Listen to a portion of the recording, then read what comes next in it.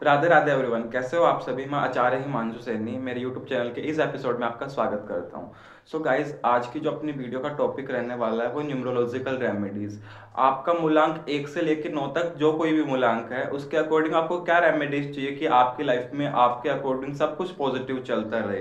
तो चलिए हम सबसे पहले जानते हैं मूलांक 1 के बारे में। यू नो वेरी वेल, जो मूलांक 1 होता है वो सूर्य का अंक होता है। तो उसके अंदर एक डिसिप्लिन होना चाहिए, ठीक है। उसके अंदर एक पॉजिटिव एटीट्यूड होना चाहिए, पॉजिटिव वे में एक ईगो होना चाहिए उसके अंदर। सो मूलांक 1 हमें ये बोलता है उनकी लाइफ में अगर कुछ भी इम्बैलेंसिंग हो रहा है, ठीक है, तो उनको कुछ रेमेडीज फॉलो करने की जरूरत होती है। तो चलिए हम जानते हैं कि मूलांक 1 वालों को कौन कौन से रेमेडीज करनी चाहिए। सो फर्स्ट ऑफ ऑल हम बात करें, मूलांक 1 वालों को भगवान सूर्य के द्वारा रूल हो रहे हैं, तो उनको रोजाना सूर्य देव को चंदन या लाल चंदन मिला के या फिर कुमकुम मिला के अर्घ जरूर देना है। बिकॉज सूर्य को जब तक अर्घ नहीं देते तब तक कोई अन्य देवता भी पूजा स्वीकार नहीं करते। बिकॉज सूर्य को कलयुग का एकमात्र प्रत्यक्ष देवता कहा गया है। तो आप ओम सूर्याय नमः या फिर कोई भी मंत्र बोल के भगवान सूर्य को जल चढ़ाएं। उसके अलावा आप कॉपर में जो ग्लास होता है उसके अंदर रात के टाइम पे अगर आप पानी रख के रखेंगे और मॉर्निंग में उस पानी को पीजिए। ये 2 रेमेडीज आप फॉलो कीजिए, ठीक है। देन मूलांक 2 के बारे में बात करते हैं। मूलांक 2 चंद्रमा। चंद्रमा किसके शीश पे विराजमान है? भगवान शिव के शीश पे विराजमान है। तो आप सभी को मूलांक 2 वाला जिनके भी नंबर है मूलांक 2, उन सभी को भगवान शिव की आराधना करनी है। आप भगवान शिव की आराधना ज़्यादा से ज़्यादा करें।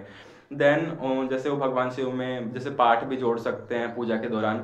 जैसे कि वो शिव महिमन स्तोत्र का पाठ कर रहे हैं, शिव तांडव स्तोत्र का पाठ कर रहे हैं। अगर थोड़ी सी नेगेटिविटी ज़्यादा सताती है तो भगवान शिव के साथ में माता शक्ति की आराधना भी कर सकते हैं आप। देवी भगवती स्तोत्र पढ़ सकते हैं, ठीक है। सिद्ध कुंज का स्तोत्र पढ़ सकते हैं। मूलांक 2 वालों को चांदी की कोई ना कोई ज्वेलरी अपने बॉडी में पहन के रखनी चाहिए।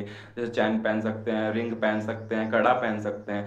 देन हम बात करते हैं मूलांक 3 के लिए। मूलांक 3 वालों को कौन कौन से रेमेडीज फॉलो करनी चाहिए। मूलांक 3 होता है वो जुपिटर के द्वारा रूल होता है। जुपिटर कौन होते हैं? भगवान जो बृहस्पति होते हैं। और विश्व का गुरु किसे कहा गया है? विश्व का गुरु बोला कृष्ण वंदे जगत गुरु। और कृष्ण किसके अवतार थे? भगवान विष्णु। तो जुपिटर की जो एनर्जी डायरेक्ट कनेक्टेड रहती है वो भगवान विष्णु से रहती है। तो जुपिटर जिनका भी मूलांक है, यानी मूलांक जिनका भी 3 है, उन सभी को करना चाहिए कि आप सभी को एकादशी के दिन व्रत रखना चाहिए। क्योंकि भगवान विष्णु की सबसे प्रिय तिथि जिसे कहा गया है वो एकादशी कहा गया है। आप महीने में कृष्ण पक्ष और शुक्ल पक्ष दोनों दिन व्रत रखिए।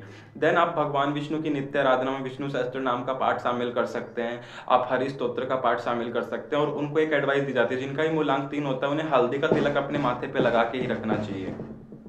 देन हम बात करते हैं मूलांक 4 के बारे में। मूलांक 4 राहु होता है, तो ठीक है। राहु की एनर्जी ज्यादा पॉजिटिव नहीं मानी जाती। सो लेकिन राहु एक ऐसा प्लेनेट है जो आपको सोशल मीडिया पे रातों रात किस्मत जगाने वाला, रातों रात किस्मत पलटने वाला प्लेनेट जो होता है वो राहु होता है। तो राहु की जो एनर्जी है उसको कंट्रोल एकमात्र भगवान शिव कर सकते हैं। क्योंकि शास्त्रों में राहु को सर्प कहा गया है, राहु को विष कहा गया है। तो सर्प किसके गले में विराजमान होता है? भगवान शिव के गले में। तो इनको एक रेमेडी दी जाती है कि जो जहर वाले जो फल होते हैं जिनसे नशा होता है भगवान शिव को अर्पित किया जाता है। जैसे आकड़े के फूल हो गए, धतूरे का फल हो गया, ये सब चीजें आप भगवान शिव को चढ़ाइए। इसके अलावा नाग कालिया, क्योंकि सर्प बोला गया है, तो नाग कालिया के ऊपर मर्दन किसने किया था? भगवान कृष्ण। तो आप कृष्ण भगवान की आराधना करेंगे तो भी आपको राहु की एनर्जीज कंट्रोल में रहेंगी। देन हम बात करते हैं 5 नंबर, बुध। बुध की जो एनर्जीज होती है वो डायरेक्ट नारायण से कनेक्टेड रहती है। ग्रीन कलर का आप ज्यादा से ज्यादा यूज करें, ठीक है। बैलेंस बना के रखें अपनी लाइफ में। आप हरि स्तोत्र का पाठ करेंगे।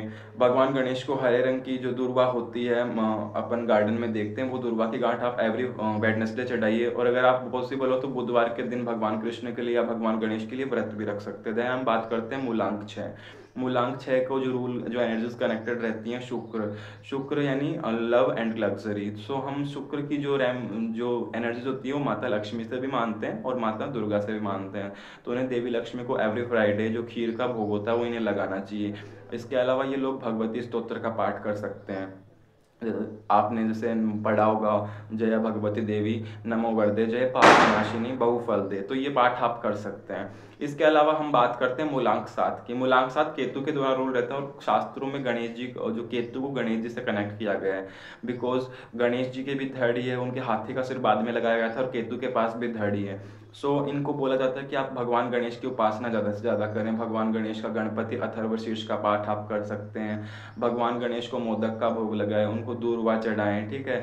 भगवान गणेश के मंदिर जाएं तो उनकी 3 परिक्रमा करें। ये 7 नंबर वालों के लिए रेमेडी दी जाती है। भगवान 7 नंबर वालों को भगवान गणेश को गुड़ का भोग अवश्य रूप से लगाना चाहिए। देन 8 नंबर आता है, सबसे ज़्यादा स्ट्रगल इनकी लाइफ में रहता है। मूलांक 8 शनि के द्वारा रूल रहता है, शनि की एनर्जी शनि से कनेक्टेड रहती हैं, शनि की पूजा होती है, तो इनको अपनी पूजा में भगवान शनि की पूजा शामिल करनी चाहिए। राधा कृपा कटाक्ष स्तोत्र का पाठ अगर कर सकते हैं तो उनको करना चाहिए, बिकॉज कर्मा कैंसलेशन रेमेडी बोला जाता है राधा कृपा कटाक्ष स्तोत्र को। तो शनि का मूलांक 8 नंबर वालों को राधा कृपा कटाक्ष स्तोत्र का पाठ करना चाहिए। एवरी सैटरडे इनको पीपल के पेड़ के नीचे सरसों के तेल का दीपदान करना है। शनि के मंदिर में आपको एवरी सैटरडे दीपदान करना है सरसों के तेल से।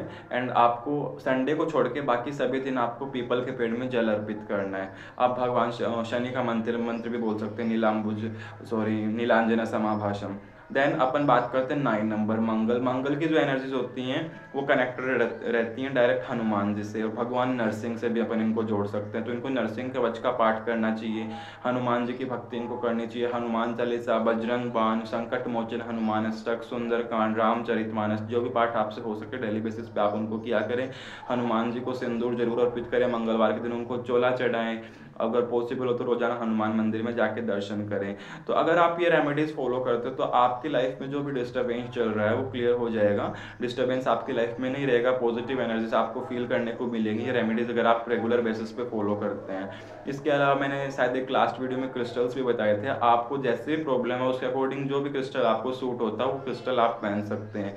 जैमस्टोन की एनर्जीज थोड़ी हाई हो जाती है, इसलिए जैमस्टोन हमेशा प्रॉपर कुंडली एनालिसिस के बाद में ही पहना जाता है, लेकिन क्रिस्टल की एनर्जीज इतनी हाई नहीं होती, तो क्रिस्टल आप जो भी प्रॉब्लम है उसके अकॉर्डिंग पहन सकते हैं। तो आज की वीडियो में मैंने आपको बताया 1 से 9 मूलांक वालों को क्या क्या रेमेडीज करनी चाहिए। अगर वीडियो पसंद आई हो तो वीडियो को लाइक जरूर करना, चैनल को सब्सक्राइब करना एंड शेयर जरूर करना। और ये चैनल मैंने अभी नया ही स्टार्ट किया, सो आप लोगों के सपोर्ट की भी बहुत ज़्यादा ज़रूरत है, तो आप लोग सपोर्ट करते रहें ऐसे ही।